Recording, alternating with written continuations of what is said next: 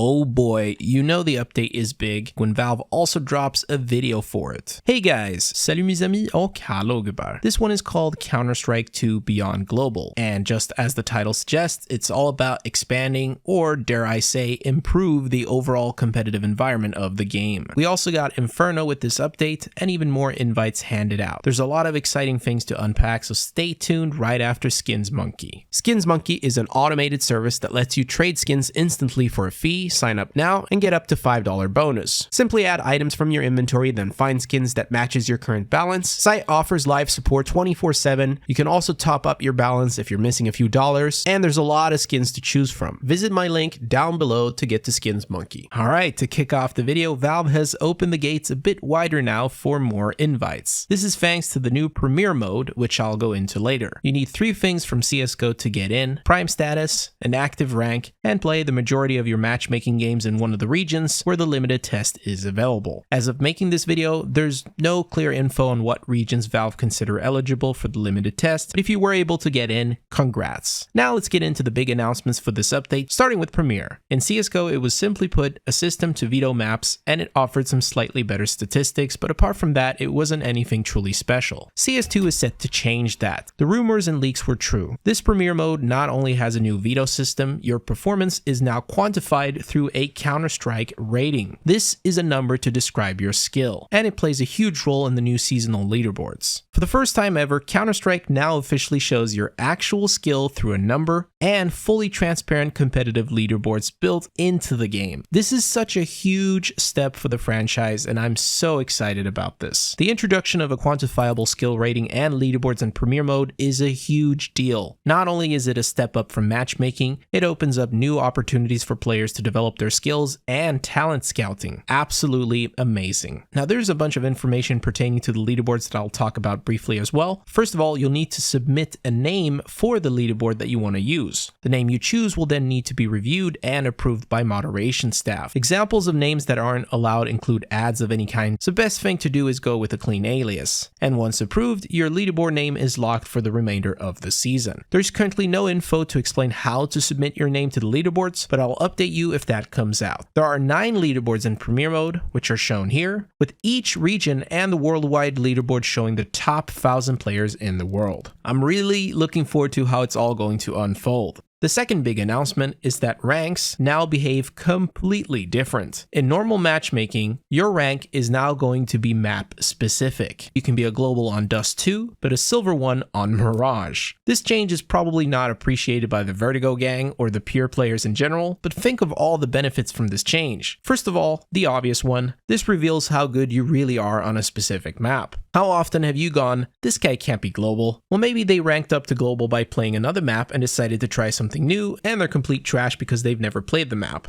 From that perspective alone, this map-based ranking system makes sense. It can also act as a motivation boost to improve on certain weaker maps, which promotes consistent engagement throughout the map pool. I can already feel speedruns or completionists going for the global on all maps challenge, which in itself requires you to play all maps. And since you get matched with similar ranks, or you're supposed to at least, then that also solves a ton of issues on a per map basis. This is genius. But the surprises from this update don't end there, because we finally get to play Inferno. Immediately as I set foot in T-spawn, the complete area has changed and looks nothing like the CSGO counterpart. I feel like I'm closer to DE canals. I can barely believe what I'm seeing. This is so sick. You can just see going through some of these areas how much they've changed. Yes, you'll notice some sceneries from the leaked images of Inferno, but look at this. Wow. The height of the buildings, the new structure, and the verticality of the map is just amazing. It looks a lot bigger. The world of the map feels more expanded and alive. I can barely recognize the map if it wasn't for its famous layout. B-site is immediately recognizable, but still very different in its appearance, and not much of a surprise because of the leak. Same for Church, but being inside this area now has its own vibe. Listen to the sound effects.